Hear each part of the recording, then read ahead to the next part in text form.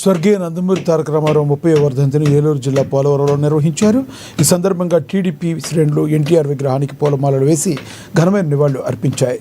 AP TRICOR chairman Boragam Srinivasulu ఈ కార్యక్రమంలో పాల్గొని ఎన్టీఆర్ సేవలను కొనియాడారు. పేదవాడి ఆకలి తీర్చున్న మహనీయుడు ఎన్టీఆర్ అని కిలో ₹2 బియ్యం అందించి సంక్షేమ రాజ్యాంగాన్ని పునాదికి వేశారని నేతలు గుర్తు చేసుకున్నారు.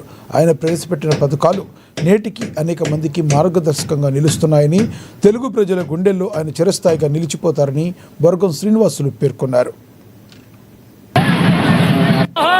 జోహార్ ఎన్టీఆర్.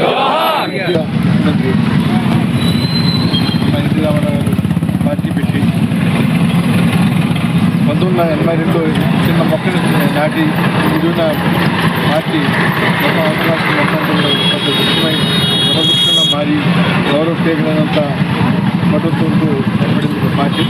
కాబట్టి అంటే ఈ పార్టీని ఆ పార్టీ నీళ్ళలో ఉన్నందుకు చాలా గర్వపడతాం. అదే రకంగా ఆయన వర్ధంతి సందర్భంగా అందరూ కూడా